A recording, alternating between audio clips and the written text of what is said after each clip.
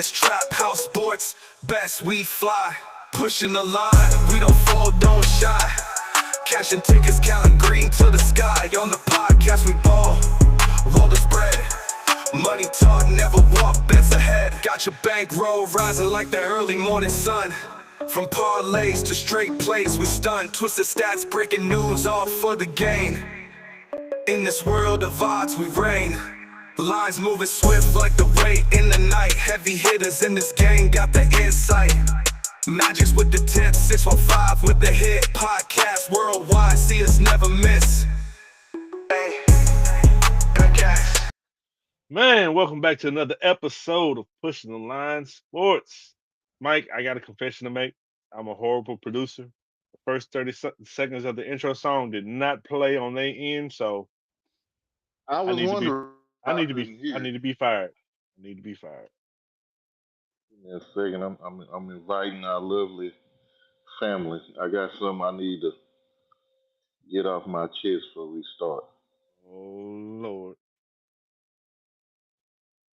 Man, Monday, I got up, got ready for work, walked outside to go to my ride, Hmm. and it felt like football weather. It's time. It's Man, definitely time. it's been like that all week too. I love it.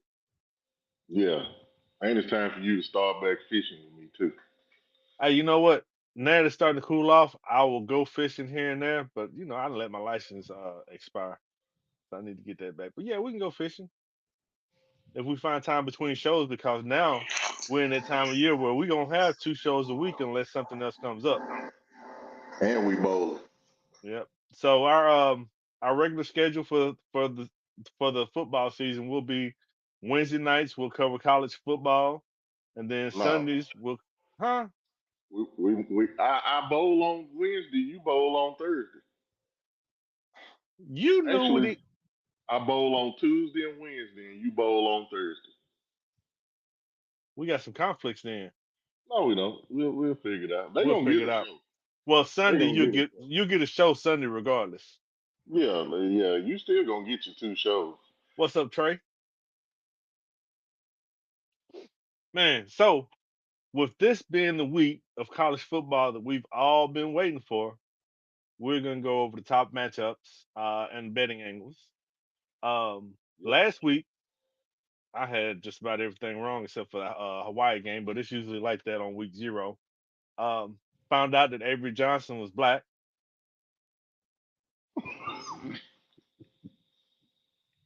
You laugh.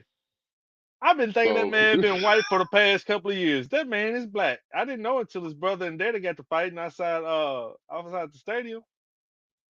That yeah, threw me that's for a loop. insane. So before we get into this, we got 10 games that we gonna preview for this weekend slate that starts tomorrow. I'm going off script for a second because I gotta say something. So I really shouldn't have to say this, but in Minnesota today, a 20-year-old man killed 2 children and injured 17 others. 3 of them were adults. I feel as a society we are failing because I got on the internet today, I got on social media, and instead of our usual thoughts and prayers, we was trying to figure out if the shooter was a Democrat or a Republican, whether he was a male or a female, or whether he was a transsexual, transgender, or whatever it was. If that's the most important thing that us as Americans worry about when these tragedies happen, we have failed as a society. And the sad part is the leaders are the people who are signing off on this. They're the ones that's lighting the fuse for us as a society to have these kind of discussions. First of all, we have more school shootings in the United States in 1 year than the rest of the world have in 10 years. So I'm not gonna make this into a sad podcast because it's a joyous podcast, but that's been heavily on my mind because A lot of us have children. T, you have children. I just sent my two children off to college, and they there by themselves. And to wake up, not necessarily wake up, but to just be scrolling or to just be watching TV, and you see children die because of a coward that ended up taking his own life. It just, I felt it needed to be addressed that we as a people need to do better. So we can get into the show now, but I had to get that off my chest for a second. I'm gonna add to that. Stop being brainwashed by political affiliation and feeling like every conversation you got to bring up a political point because it's not always about political politics. We need to get back to being good neighborly people because when I was young, I remember Democrats and Republicans would sit at the same table and have breakfast, and a political conversation would never come up. They would talk about the good things in life and how to help each other. I miss that America. Yeah, we ain't getting it back. I don't think we gonna get it back. But as useless as it is, I will send my thoughts and condolences and prayers to those all involved. And let's go on with the show. I don't want to make this a sad show, but I did. I felt it was my duty to address that. So we got football starting tomorrow. Football. Today is the 27th. My birthday is on Friday. I had to get that in there too.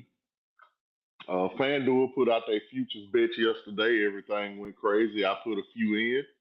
If you're interested in putting futures bets in or you want to know mine, you can message me, DM, email, or hit us up on the Pushing the Lines Facebook. But with that being said, man, we're gonna talk about these top 10 matchups that we got this week. Hold tight real quick. If you want his best, just sign up for his subscription service. I mean, yeah. I mean, it's college football season, NFL season. I start putting out bets for college football Sunday night. As I go through the Yeah. matchups and I analyze the ones I'm bet on, I start sending out bets on Sunday night, and then NFL I start sending out bets on usually Tuesday night. So you get bets for the whole week, but you're able to catch better lines than waiting till the last minute and then be stuck with inflated lines. Yeah. And we win a lot during football season too. Thought I'd throw Hey, that in there. But the first game that we're gonna talk about, we got number 25 Boise State going against South Florida. Boise State took a big loss in the backfield by losing Ashton Genty, but they will have the running back committee of Malik Sherrod and Sire Gaines running behind a strong offensive line this season. They are bringing back multiple starters and NIL transfers on a defense that what should be strong coming into this season. Expectations are high for Boise State coming off a 12-win season. They are viewed as a top 3 or 4 candidate to be one of the non-Power 4 playoff teams. I actually think they may be number 1 or 2 actually. But anyway, South Florida is returning Byron Brown from a leg injury. The Bulls run a heavy tempo. Running backs Cartavius Norton and Naquan Wright have a high scoring potential. They have a strengthened offensive line full of transfers. And this defense, the South Florida defense, is their biggest question mark. They were ranked 119th in total defense and 100th on the dot in total scoring offense. Boise State should win this game. I like that, and I like the fact that we don't see each other's notes anymore because I have no idea what the hell you're gonna talk about or what angle you're gonna talk about, but you always bring the stuff that I need to hear. Um, on the betting angle, I took Boise State at -6. This number is too short. It opened up at 6.5 points. It moved to Mm-hmm. 6. When I see it at 6, I took it. It's back to -6.5 now. Boise's offense is built to shred bad secondaries. And USF, they had one of the leakiest pass defenses in the country last year. Yeah, yeah. I think Boise. I don't even think this game gonna be close, honestly. I mean, Boise State got quarterback Maddox Masson. He's back. He's steady. Um, Ashton Genty was their focal point last year. You can't just focus on him anymore. You got to worry about everybody else. Yep. So UFC, the offense, yeah, they can. I say UFC. I'm thinking University of Central Florida, but USF, University of Yeah. South Florida. Their offense can move, yeah, but the O line is thin. And Hmm. Boise State's front seven is enough to create pressure and force mistakes. Yeah, I'm glad this game come on tomorrow. Yep. Hey, speaking of the schedule, man, we got Thursday, Friday, Saturday, Sunday, Monday of college football. Off Tuesday, Wednesday, and we back on the Thursday with the big boys. Man. Yep. So if you can It's catch it's Boise that State around time, man. -6, take it. It's Hell, that time. -6.5 is good. Number two game, Auburn versus Baylor. Fun fact: this is the first time they have met 50 years. The last time they met was 1975. Baylor's looking to capitalize off a season where they finished 20th in total offense, 19th in scoring, and 19th in passing efficiency. Quarterback Sawyer Robinson returns as the nation's top. He has the highest QBR of any returning quarterback after a season where he threw for over 3,000 yards and 28 touchdowns. They also have running back Bryson Washington that looks to continue his progress from last season of over 1,000 yards and 12 touchdowns. Auburn, this ain't the Auburn that we used to. Facing a lot of scrutiny coming into this season after a 5-7 season. I think Hugh Freeze, his seat may be a little warm. He has to get off. I think he has to get off to a good start. I think he has to win this game. His 71st ranked offense from last season, it has to improve. They got a lot of question marks, but he will start this season with Oklahoma transfer Jackson Arnold. But they have huge questions remaining about a less than average backfield, and they just have a bunch of unknowns on this team right now.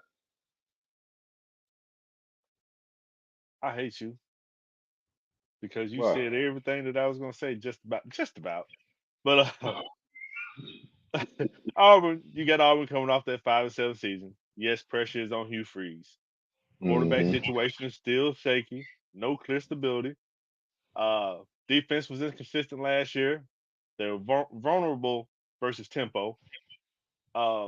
Baylor, yes, you got the returning vet nucleus. Sawyer Robinson, quarterback. Bryson Washington, and an experienced offensive line. They got the home crowd edge. Um, More continuity in the coaching and roster versus Auburn's uncertainty. Defense is expected to be stronger, but Auburn's still in the SEC. Auburn still Is getting it SEC SEC? talent. Hugh Freeze is coaching for his job. They got to I play took desperate. Auburn. I took Auburn -2.5. Is Baylor favorite? Oh no, no, no, no. Auburn's still Auburn is favored. favored in this Yeah, game. Okay. Wow, at Waco. at Waco. I think that's the SEC factor though. I mean, it probably is. I don't really. I don't think Auburn will be 5-7 this season. I'm not saying they're gonna make the playoff or anything, but a desperate team is a dangerous team at all times. Yep, and I think they'll lean on the run game and wear Baylor down. Yeah. All right, man. One of the games I'm looking forward to. This game is on Woo! Friday night. Georgia Tech versus Colorado, and this one may get a little chippy in this week one matchup because senior defensive back Clayton Powell Lee gave a little bulletin board to Colorado and Coach Prime when he mentioned the atmosphere in Boulder and how they bring celebrities out to the game, saying that all those people that come to the game, they can't come out on the field with you when you got to play. So he looking for some smoke. This is the first time Georgia Tech and Colorado have ever met. But a fun fact about these two teams, they share a national championship. If you remember from 1990, Colorado was number one in the AP poll and Georgia Tech was number one in the coaches poll. That's how they used to do championships before we got the actual system that we have now, the BCS and all that. So Georgia Tech brings back two of the top 10 players in the ESPN preseason positional rankings with one of T's favorite, quarterback Haynes King and running back Jamal Haynes. So they'll be tough this year. Colorado, who finished 9-4 coming to this season with a new offense after losing pretty much all their star players. They lost quarterback Shador. They lost the Heisman Travis Hunter. They lost LaJohntay Wester, Jimmy Horn Jr. They lost a lot of people on offense. So it's gonna be we're gonna have to see how this look. We're gonna have to see how this look. Um, Quarterback Caden Salter, the transfer from Liberty, is expected to take the reins. He is a dual threat quarterback, which differs from Shador. And I think that may help Colorado. They also have a freshman, Julian Lewis, that is waiting to get his opportunity.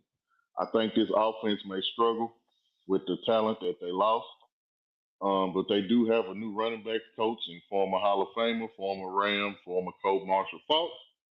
And the Buffalo defense should be what they lean on. It should be much improved, and their season depends on it if their offense does indeed struggle in this up and down, topsy turvy, which I think is going to be a very competitive Big 12 conference this year. Man, you on point. Um, with Georgia Tech, like you said, they got Haynes King back. I like the kid. They got Jamal Haynes back.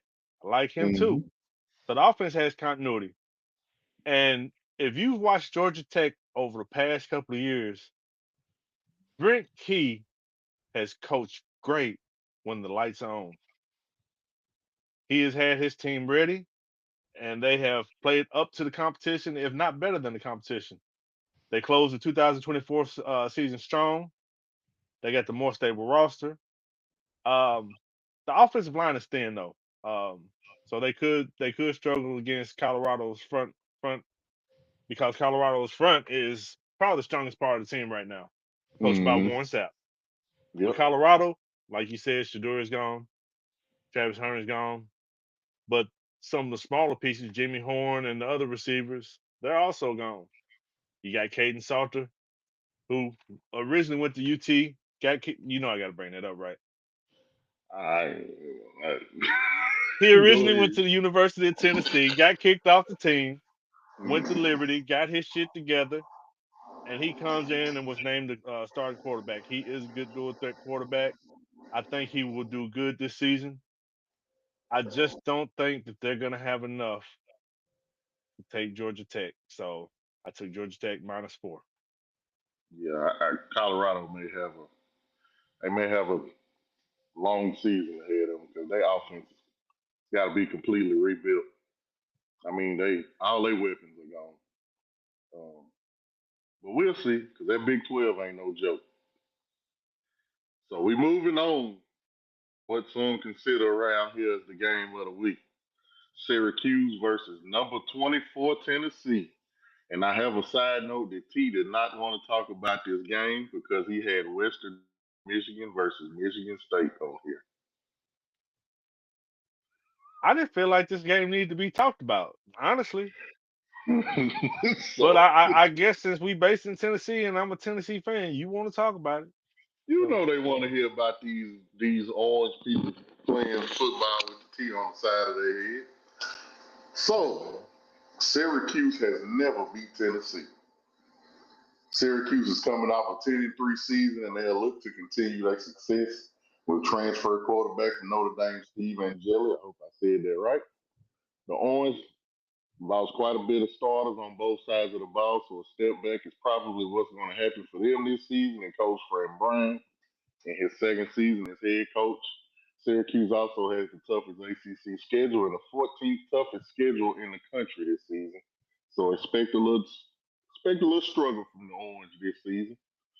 Meanwhile, the Vols come in. They lost their quarterback Nico Iyamaleava. Did I say that right? you did. Okay. He had a 10-3 season last. They had a 10-3 season last year with Coach Heupel. They looking to build off that. A lot of unknowns about Tennessee. They lost some key defensive players. They lost some key offensive players. But he brought in some transfers. They look to stay in a playoff hunt this season.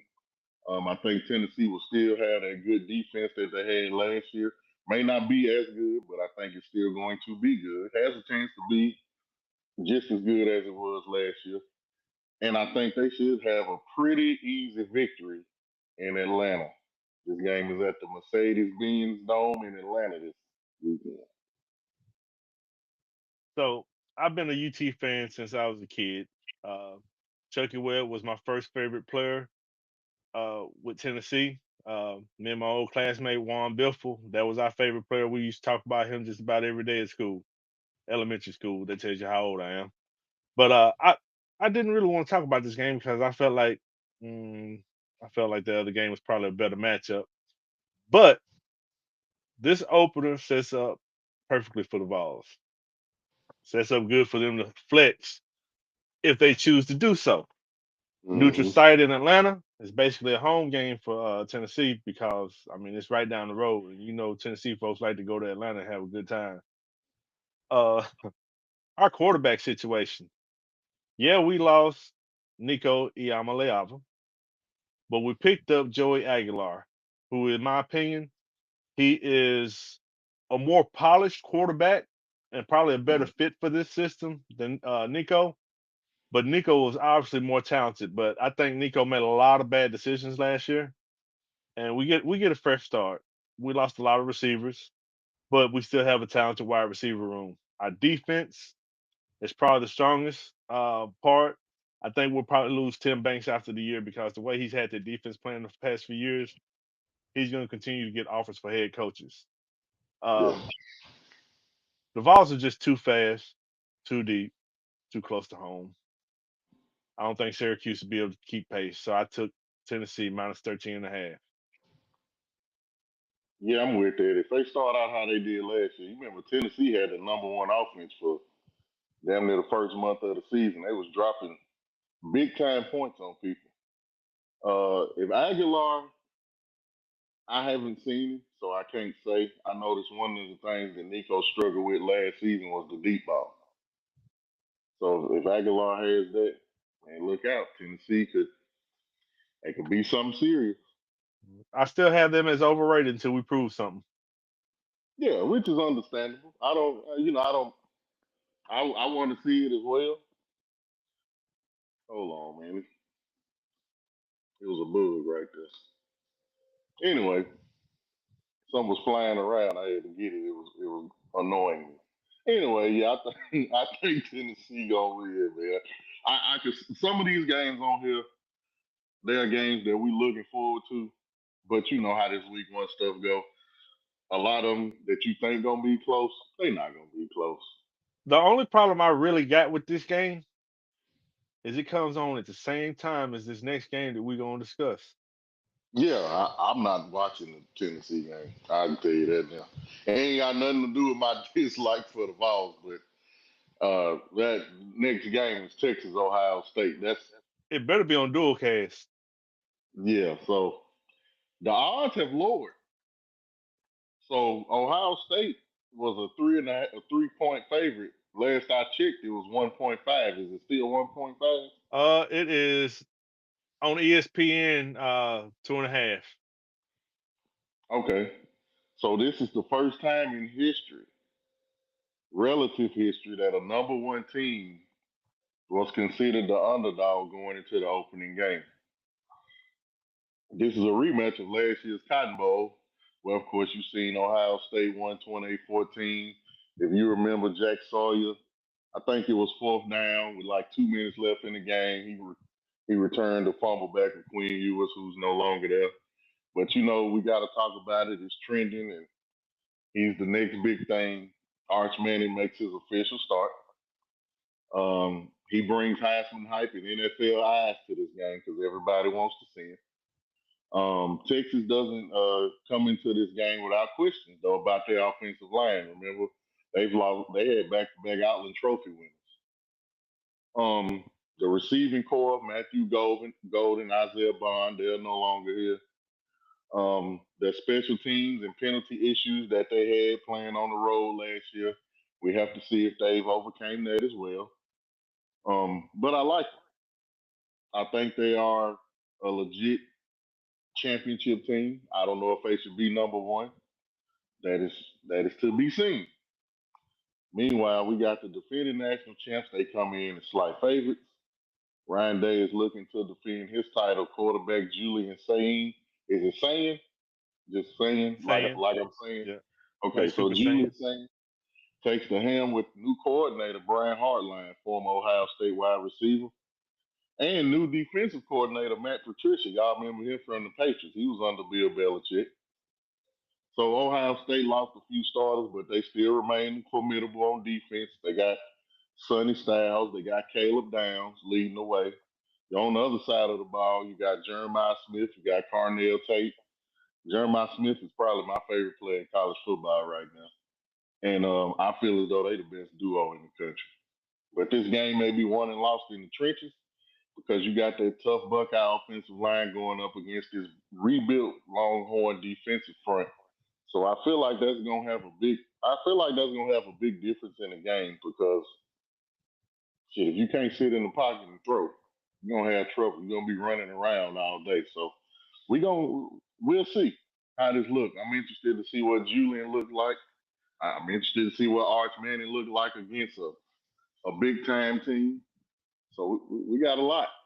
Coach Sark told him to just go out there and be you, do you. Yeah. Like you said, this first time in history, the number one team opens up as underdog, and I think that's total disrespect. Gotta be. Total disrespect. I mean, Gotta I be. mean, don't get me wrong. Sarkeesian still has the same system intact, most of the same weapons, minus Quinn Ewers and Jadon Blue and Matthew Golden. Other than that, oh well, Isaiah Bond. Other than that, pretty much everybody returns. Mm-hmm. Um, Arch, he's had meaningful game experience. Julian Sand hasn't. Julian Sand has the Ohio State has that new offense coordinator who was their wide receivers coach. So it gives a little bit of continuity, but Yeah. I feel like the system might change up just a little bit. You got Ohio State at home. That's probably the main reason that they are favored. Mm-hmm. But I'm taking Texas plus 2.5. I honestly think Texas is gonna win this game. I do. I ain't saying, and I'm not saying Arch Manning finna go out here and throw for 400 yards and 4 touchdowns. I just think presently constructed Texas has the better team. But it's something about Ohio State that Vegas and the odds makers like to have them favored. And I don't know what it is, I mean, but they're the national champions. yeah, they are the national champions. And also, like you said, it's in Columbus. So that could have something to do with it. But this man in the comments,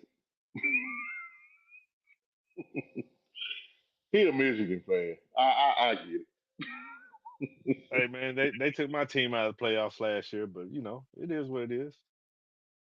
So when you say these two teams, this is our next game. When you say these two teams, you think this is a prime time big dog matchup. If you grew up in the '90s watching these two teams, man, you thinking, man, this finna be one. So we got number 8 Alabama. We got the Tide going against the nose of Florida State. I can hear Keith Jackson calling this game right now. But after an 84 season, head coach Kalen DuBois is looking to put the Tide back in championship contention. He recently announced that his quarterback will be Ty Simpson, who actually, I'm not going to say he lost the job. I'm going to just say Jalen Miro beat him out for the job last year. He will have one of the best receivers in the country in Ryan Williams. Alabama brings back an experienced offensive line. Defensively, they bring back a good defense. So I feel like Alabama's poised to get back to being the Tide this year. They do have question marks about their special teams. Their kicking game is a little questionable. So we'll see. Alabama. One thing about this game, I'm gonna give you something, please. Alabama has covered in 9 straight season openers. They have a 23 game winning streak in openers and are 63-1 in non-conference regular season games since 2008. Florida State, you know what? I didn't write no notes about Florida State because I feel like go out there. and you got to do something better than what the hell you gave us last year. I feel like Mike Norvell, if you struggle like you struggled last year, you may not make it through the season. I can I totally agree. I ain't even got nothing else to say about y'all. Like, and I like Florida State, I really do. But that shit you did last year, bro, you can't do that no more. That was awful. I mean, Kalen DeBoer had to follow Nick Saban. Following a legend is always hard. His It is. system is different than what Nick Saban ran. Luckily for him, we have the transfer portal now, so you can get some of your guys in there a little faster than you could in previous years. Usually, it'll take 2 to your 3rd year to get guys in there to run your system the way you want. But with transfer portal, you can do it a little sooner. I think this season will be a little bit better for him. I think he's got to start out fast. He can't Mm. take he definitely cannot take a loss against Florida State because that fan base um, they'll take his head right then. No, he can't. He cannot lose this game.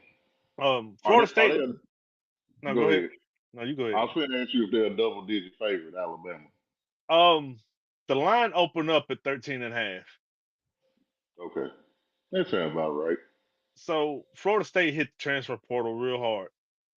Um, they got. I'm gonna throw this in there. They got University of Tennessee wide receiver Squirrel White.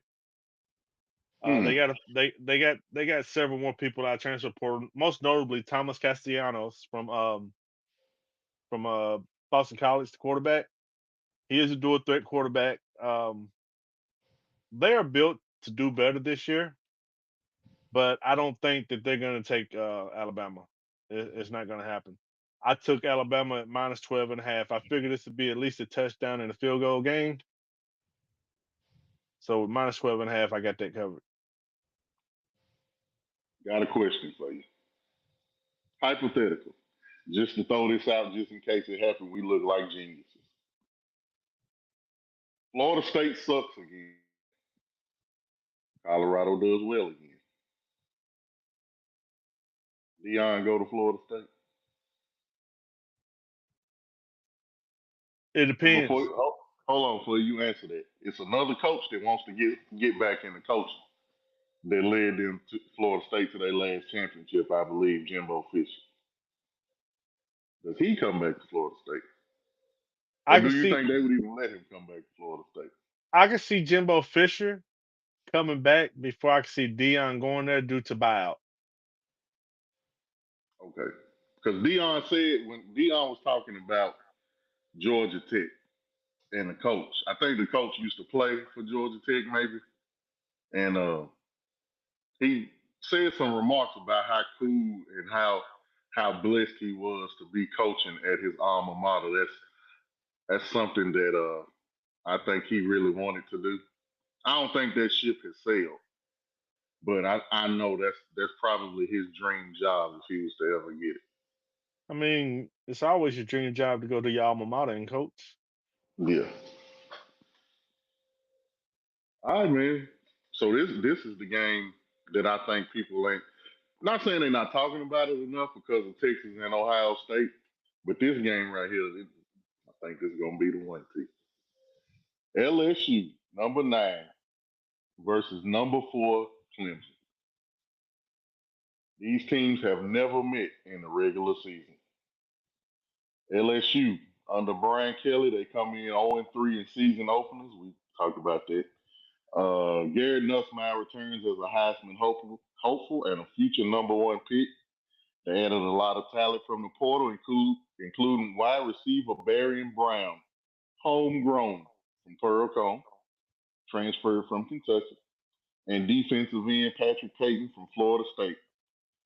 Clemson comes in with championship aspirations led by good old Dabo Swinney. Clemson returns almost all their starters, and defensive Tom Allen is switching to a 4-2-5 defense this season. If you don't know what 4-2-5 is, that's 4 linemen, 2 linebackers, 5 people in the secondary. So it's kind of like a nickel defense. It is designed to slow down or stop spread formations and provides great pass coverage. The defense is considered to be one of the best in the country in Clemson, with Cade Klubnik returning to run this offense. This could be Clemson's year to return back to championship status.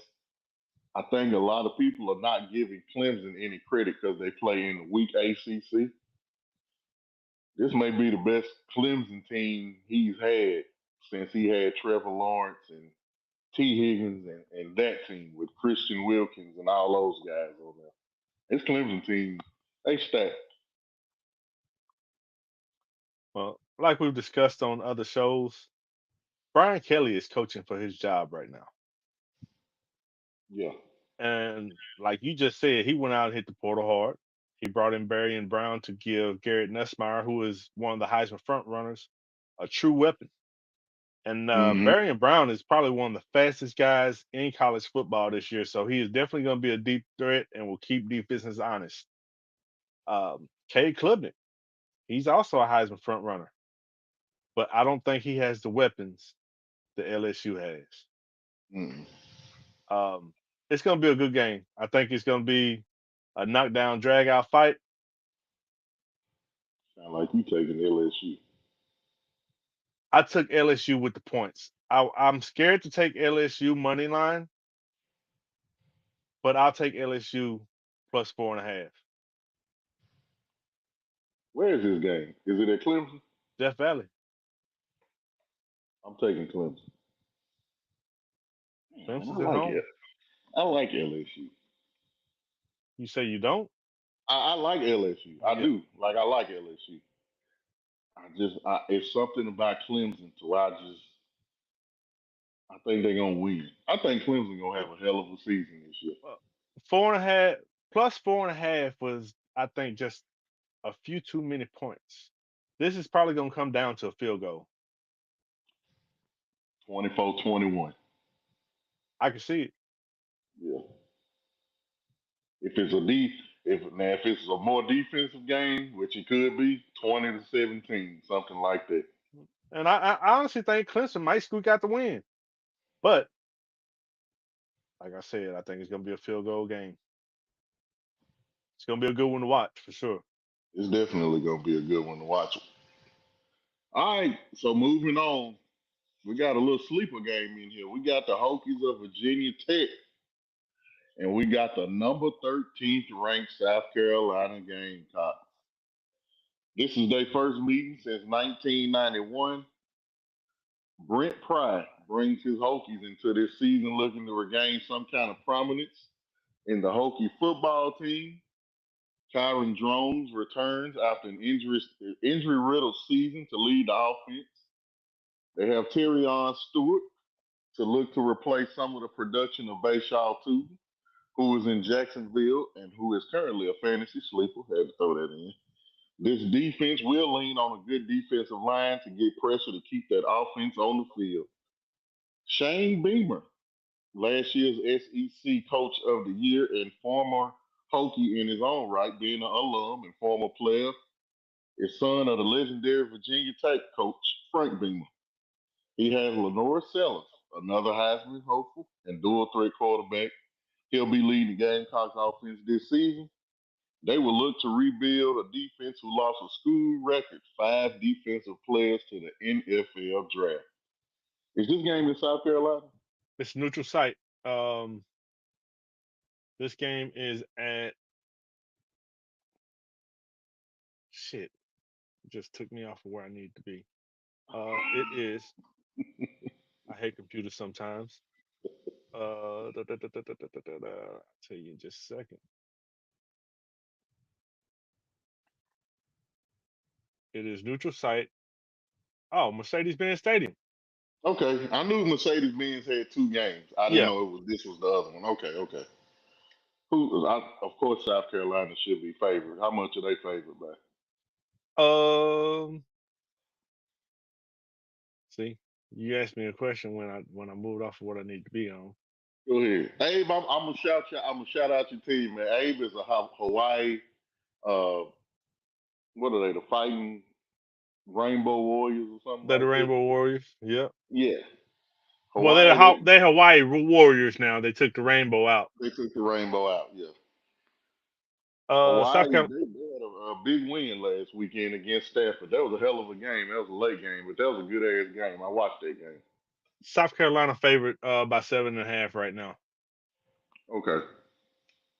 So with that being said, Lenore Sellers, he Mm-hmm. is the Heisman front runner also, and he did something that you totally do not agree with. He turned down big money to stay. He's got What team offered him that? I remember that they conversation. they never really said, but I think it was North Carolina.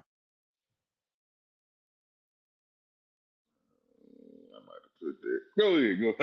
Go ahead. Go ahead. Go ahead. Anyway, he's got Nick Harbor and Maceo Bennett at wide receiver. You got to Mm-hmm. respect both of them. Um,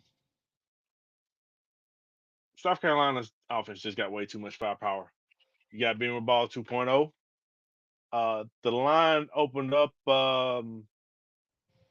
7.5.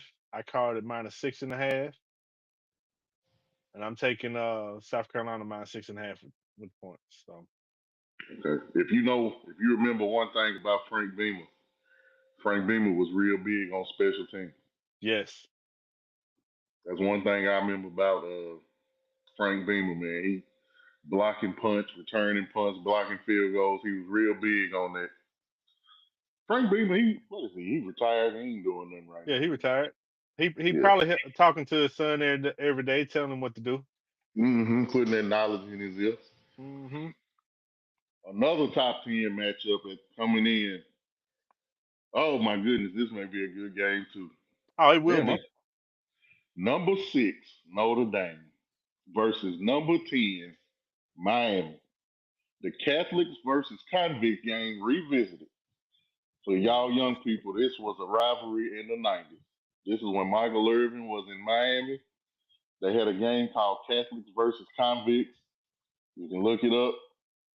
Crazy game. I think Notre Dame won 31-30. And some controversial stuff happened at the end of the game. A lot of trash talk. Good times, good times. Anyway, CJ Carr will make his first start for the Irish this season. Defensive tackles Jason Onye and Jared Dawson will try to wreak havoc on this Hurricanes interior offensive line. Of course, you already know we talked about him. He's probably not going to win the Heisman, but he will be one of the best players in college football, running back Jeremiah Love. He will be in the backfield for the Irish, and the Hurricanes will have hell trying to get this man to the ground. He is a running back's running back. The Hurricanes come into this game looking to challenge Clemson as one of the favorites to win the ACC. They have a familiar quarterback who you probably remember from Georgia, Carson Beck. The Georgia transfer takes over the helm at quarterback. Miami had the number one scoring offense last season because they had Cam Ward, who's the number one pick overall. So he got a little bit of pressure on him to deliver. They also have a new defensive coordinator in Corey Heatherman this year that will take over the defense for this season. He's known for having aggressive schemes and look for Miami to hunt quarterbacks all season long. This game is at Hard Rock, right, in Miami? Yeah, I believe so. Yep. Let me double Okay. check though. Yes. Okay. Since we talk about betting on this show, if you have Hard Rock Sportsbook, delete that shit. I, I'm serious. The only time I will use Hard Rock Sportsbook is if I'm in Florida because they have a monopoly on it down there, and they're the only sports book in Florida due to an agreement that they signed. But they will give you a good line and they'll change it without telling you. They'll have you re-verify shit and then deny your shit. So I deleted the app. Fuck them. Excuse Oh my yeah. language. No, you good. No, I ain't. You playing with somebody money now. You get the cuss. No, no, don't play with my money. I don't do that. But this one's gonna be all about the trenches. I mean, Notre Dame's offensive line is they're a top 5 unit in the country. And I don't think Miami has the depth to trade blows with them for 4 quarters.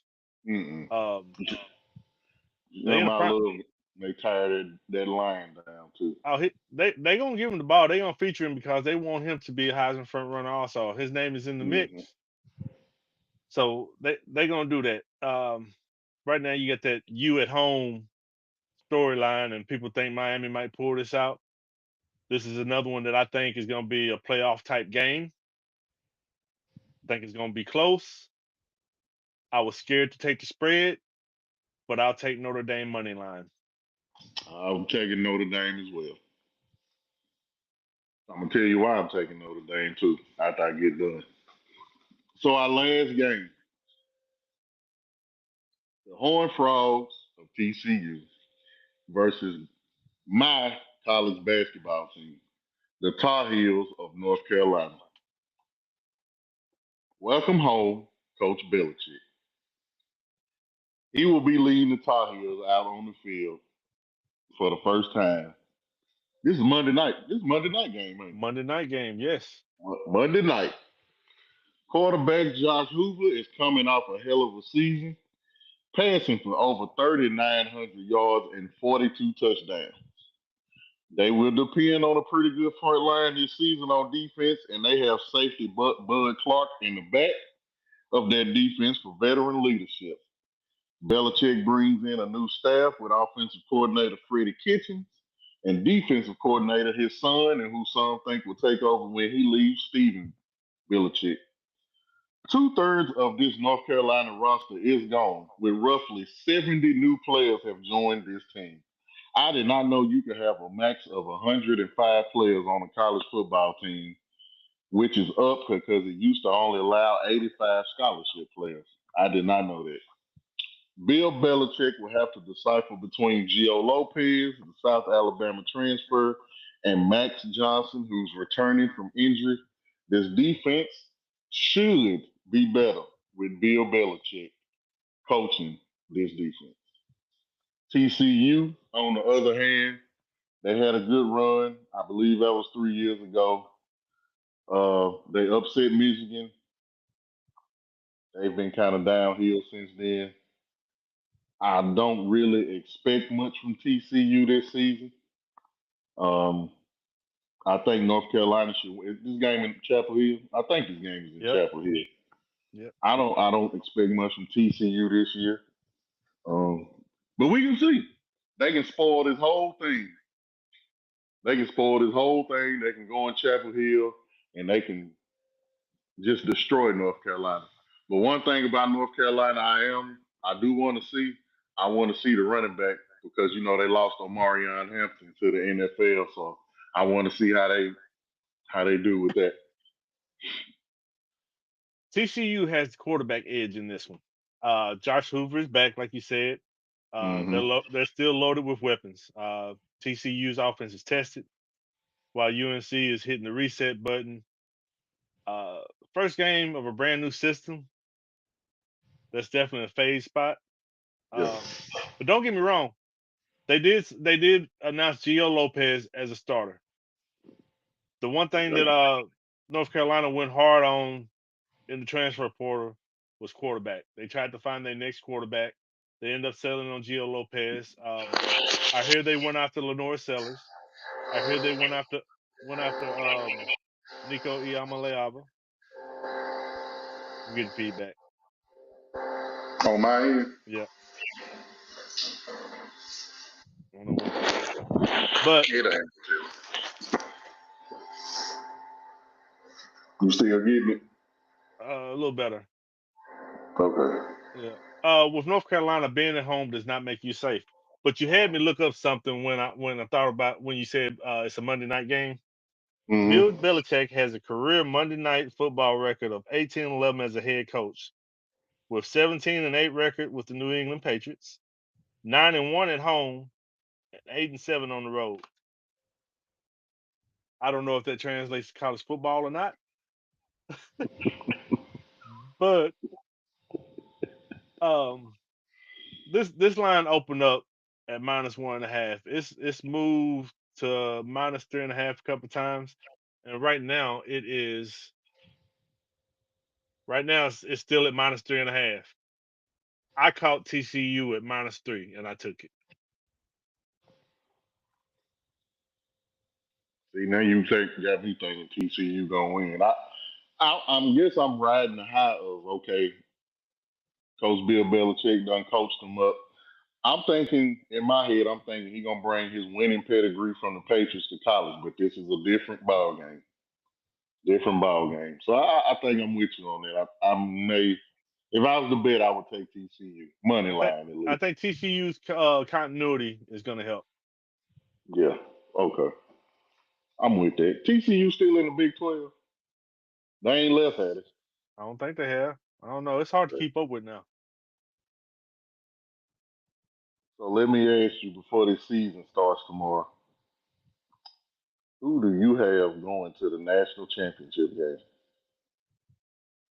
I hadn't looked that far ahead. You ain't got an idea? I have not looked that far ahead. Well, I got one. I'm gonna give you my pick of who I think going to the championship game. I think you gave me a hint on it just a second ago. I probably did. Who you think I said? Was it Notre Dame? That's one of them. Yeah. Okay. Was it Clemson? Yeah, but damn, I don't know how you guessed that so easily.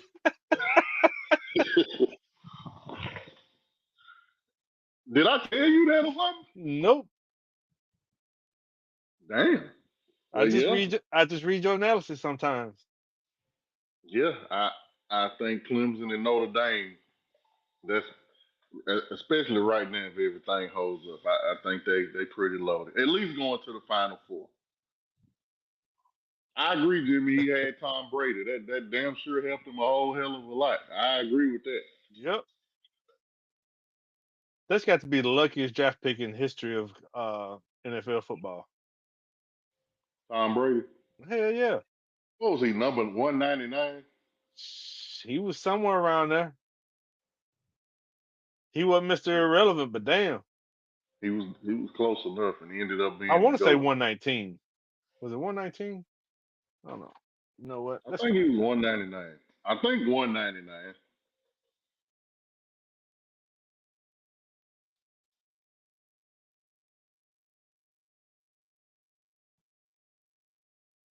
Hey, tell them about our show Sunday since we don't have any NFL football.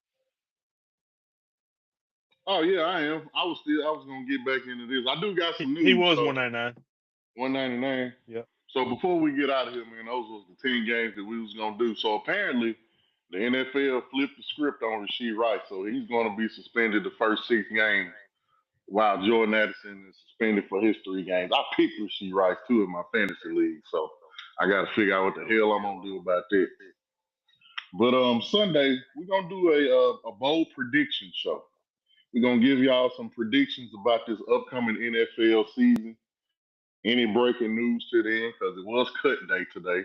Well, it was cut day yesterday, so a lot of Yesterday. people got cut. And Amari Cooper, he's a Raider again. How you feel about that? Does that move you in any way? Okay, so Amari Cooper is a Raider. Keenan Allen is a Charger. Adam Thielen is a Viking. Brandon I seen it. Cooks is a It's Saint. back. Yep, that's crazy. Everything's coming full circle. Um, Everything is coming full circle. Speaking of, the Saints grabbed a good, potentially good wide receiver that was cut from the Buccaneers because their wide receiver room is too packed. Trey Palmer. Mm-hmm. He is a good receiver. Spencer Rattler won the quarterback one job for the Saints. That's not saying much. I see Abe is still under concussion protocol because he said the Steelers are going to the Super Bowl. Abe, I'm calling your job Monday morning. Tell them drug test you.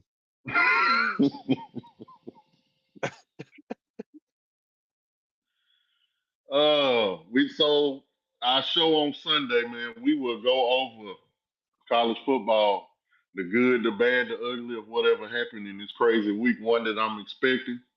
We're gonna do both predictions, like I said, who's going to the Super Bowl, Rookie of the Year, MVP, all that good stuff. We will give y'all some bets. We will give y'all some advice. Also, We are doing our fantasy football league on Sunday. Am I correct? At 3:30? Saturday. Is it Saturday? Saturday. Yep. Okay. Are you sure? Saturday at 3:30. I I got got another a, I got another fantasy football draft on Sunday. yeah, I got one too. Yeah, it is Saturday at 3:30. You are absolutely right. So anyway, I have done 3 drafts. I got 6 more left. I'm proud of the 3 teams that I have drafted. So I think I got a shot this year. I'm doing pretty good. But That's why we they play got the done. games. We got done at right at an hour, man. I am looking forward. You got a shit ton of college football games on Thursday. You got even more on Friday. You got even more on Saturday. You got a couple on Sunday and one on Monday. So it's that time, man. When you wake up in the morning, football season has officially went underway. I'm ready for it. Man, tell me about it. I mean, my TV is gonna be on college football all week long, all weekend long. Don't call me and ask me nothing while the game is on. Yeah, Te- yeah. Text Don't me do and I'll respond when I respond. Yeah, don't do that because we're not gonna care. I got my YouTube TV bill. I've got my Sunday ticket. I got my sports package. It's gonna be on multi-view. I'll be watching 4 games at a time. I had chicks wings. We had somebody ask us a question about wings. I didn't get to go to TNT's today because they canceled my draft. But man, Cajun Ranch wings from Chicks is almost orgasmic. Man, they got like 30 flavors though, and They do. I haven't had a bad one yet. What time? Our Sunday show will be at 11 o'clock. Yep. We'll make a post about it tomorrow and get the word out. But yeah, 11 o'clock Central Standard. So yeah, man, I'm about to go put some bets in. I'm gonna do some research for the Sunday show. Again, I mentioned it earlier, man. My thoughts and prayers go out to all the people involved. And for those of you who got kids, man, tell them you love them the night before they go to sleep. We got to do better as a country. We got to do better as a people. We got to do better as a nation, and we just got to do better. Period. I appreciate y'all listening. Don't forget to like and subscribe. Send it to whoever you know that is a sports fan. We love debating. We'll argue with you. We'll give you advice, and we'll love you all in the same sentence. We're gonna send our bets out, man. So I just appreciate y'all joining in. See, you look sleepy. What's wrong? Nah, I feel man. I just got through drinking the energy drink. I'm up all night. What time is it? 8:29. Guarantee you he's gonna be asleep before 11:30. No, because you know I don't send my bets out until just after midnight. Close us out, man. Close us out. Man, thank you guys. Of course, we're nothing without you. Having you here with us to enjoy the show and chop it up with us, we appreciate it. We'll be back Sunday at 11 Central Standard Time. Until then, we out.